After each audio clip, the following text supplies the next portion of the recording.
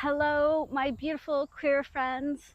Today I'm at Geist Waterfront Park in Fishers, Indiana, and I am doing a reading of one of the poems that I wrote for Pride Month. It is called On God and the Queer Hero. This is a long one, so there's not really an explanation needed for it. I'm just going to read this in its entirety today. So this poem has a premise, and I'm going to put the premise down below in the caption of this video. The premise is first on the nature of God, that God is spirit and therefore God is genderqueer. God is pure love and only loves, and that God is the creator of the universe. The premise of the nature of the queer hero is that the hero is totally, unequivocally, unconditionally, and radically loved by God. The hero is innocent at birth in all subsequent stages of life. No original sin. All humans are made in God's image and therefore are good. And the premise for the nature of the universe is that sin is a man-made concept. The universe, as humans know it, has a beginning and an end, and that the universe is good. Intro.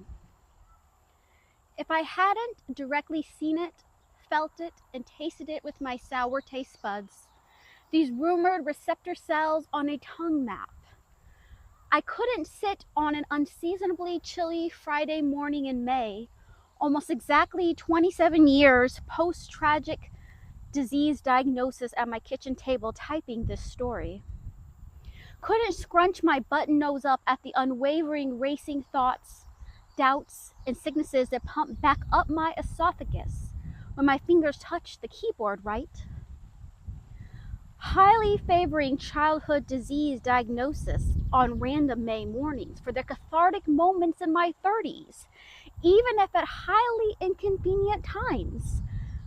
I hold back on blaming God for the 27 years of medical trauma. But the story is not about surgery, pills, or long aggressive hospital stays. Not about God's fingernails digging deeply into the sides of my native kidneys. And if you thrust your tongue out, but not very gently, because gently gets nothing done around here in the telling of this story, I can adequately explain to you why all of this matters at all and drop it squarely on the tip of your tongue. Allow me to drop you into a dull scene. Look around, friends. Closely observe what I'm opening up for you, unwrapping the ribbon from around the box, so neatly encasing a constructed reality. Here you will see what presents as a judgmental, hostile, cruel world, shaded in sepia, shades of boring brown, that cannot stimulate the core of my creativity or nurture any original love. An old-fashioned burnt ember photograph is taken, and if you squint hard enough in the upper right corner, there is our queer hero teetering on the edge of bleeding out with color. We know the narrative in a sepia world. We tell it like modern-day mythologies etched on the back of our teeth, like 21st century scriptures relying on them for an ethical code. The fear and hatred that rains down, an acid shower drenching the queer hero's heavy shoulders, only gets to precipitate because this common narrative says desiring a native range of colors is sin. Lean your ear in, listen through this thick air. Can you hear the cruel people making words meant for blessings into violence? Making love into a concept they want to call sin? They babble at the queer hero, callow and deafening in speech. It's tolerable in private at best. Do you have to be so loud with it? They want everyone to know that God should be hurting over this like them. Should God ever tremble at the fire of dry people's demands, the world would be upended in the first few moments of humanity's discovery of the spell used against each other. Cue the manipulation. So, it is here that we have landed. The queer hero, having spent a lifetime of sepia-colored camouflage, yearning now to be authentic and true, resolving to spread the truth of God's ultimate love for all creation. Part 2. We will leave behind a broken history, one that crawls on all four back to the textbooks with inadequate apologies for electing hard-hearted politicians that do not wish everyone well. These sanctioned ruffians with their emboldened followers fighting for the inequality that lifts them from their own inferiority complexes bat their lashes while damning the queer hero, exclaiming that they are unloved by the one true God. However, a community just draped in sepia could never satisfy angry politicians. Planning for a world painted white on white, they reach into their back pockets, searching, twisting, bending for the words, tools, hermeneutics to plant a harmful ideology. The queer hero must awaken. It happens quickly, like being shaken abruptly from slumber. The queer hero's eyes shoot open, heart bursts wide, blood flowing, aorta drunk on oxygen. A divine spark fueling passion, but quickly turning to morbid fear.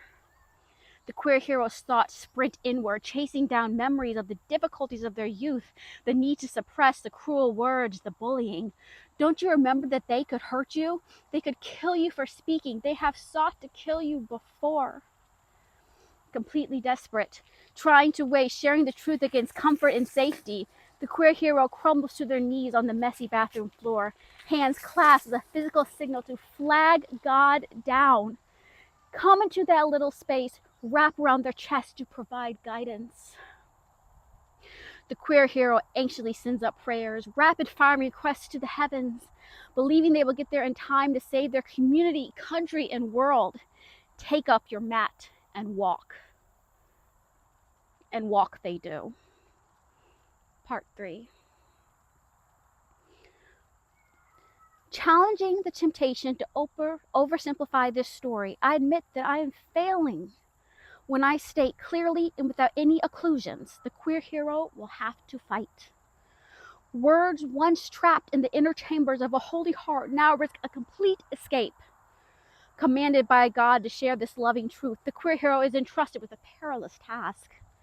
Sitting at their computer, focused and typing, the queer hero spills all they know, words to cut through the thick sepia cloud, words of truth, love, and liberation. That all creation is good, and all will be reconciled to God. The queer hero, along with all their human family, is made in God's image and unequivocally loved. We must all stand tall. And as history has proven throughout each era, missions of liberation will be met with fear.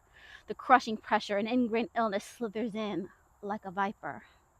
Typing. The queer hero truly does not want to disappoint or hurt any friends or family that still cannot see a full spectrum of color or diversity, but honors they must follow God and that call for liberation.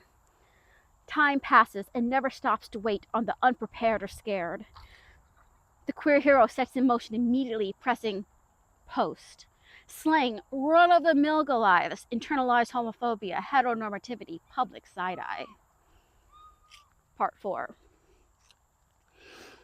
African American slave spirituals featured call and response. A solo caller prompted a group choral response. Much like the queer hero's post prompts a swift barrage of online hate.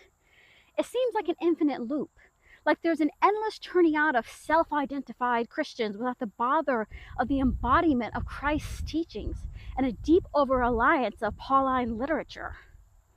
The justification for the very transatlantic slavery of which we just spoke, the stomp on the queer hero, and all the ensuing filth leaves a dirty footprint.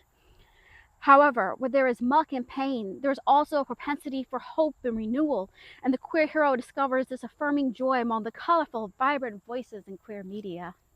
The monochromatic world has pushed so many into corners, into isolation, away in their homes, hidden in their closets. So what a blessing has been for new energy and new opportunities to tell their stories.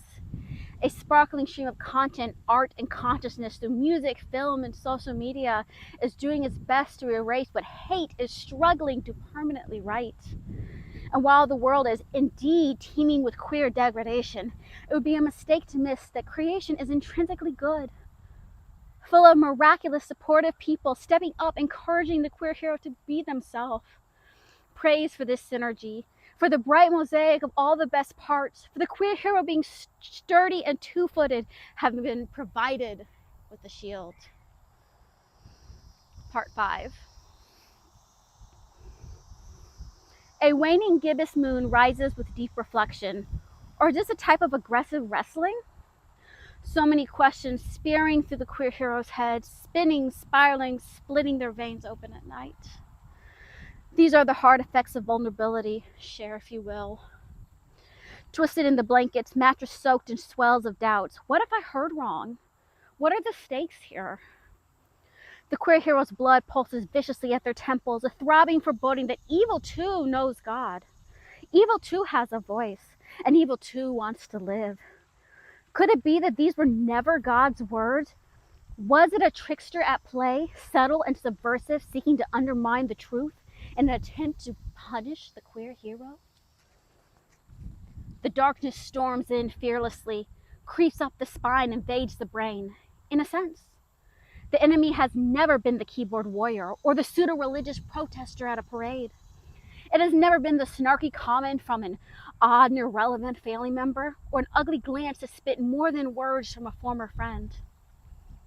It is the queer hero's self-doubt, tugging on their sense of sovereignty and purpose, raking through their confidence and sense of discernment. Disturbed and disoriented, loose and falling, the queer hero sits at the edge of their bed, sparkle doling, turning off the music, sitting in silence, and wondering if they made a wrong turn. The mission could be ended. They could leave everyone alone now, as shadows cast on the carpet seem to hint that maybe the queer hero is actually buried in sin and could be buried in the ground. This loss could go undetected en masse, and the temporary tears of a mourning mother could be soothed fairly quickly. But the darker the thoughts, the stronger the distress signals. The queer hero is never alone, always protected, always heard, always guided, and always loved by God, whose palms carry them to safety. Lift your head, beloved child, and the strong, steady, familiar voice of the sacred vibrates in tune with the queer hero's heart. Reassured of the good, the knowledge of the voice, and resting in the confidence of their discernment, the queer hero crawls off the bed and steps forward. Part 6. To accept the unconditional love of your Creator when the world has threatened you not to is a radical and revolutionary act of boldness and self-love. To spread the word that every human, queer or not, is loved by God without spare is an act of commitment and courage. Telling the world, simply put, that if you knew how much you were loved, you would never worry again reveals the purpose of the queer hero. To infuse a dull world with a full spectrum of color, reorganize the plan for real work, never allowing a calling for a monochromatic world to break down the efforts of a better vision. We are all called to be the queer hero, violently dedicated to the truth, walking in authentic love and sharing the faith, and being radically and fully ourselves. Thank you.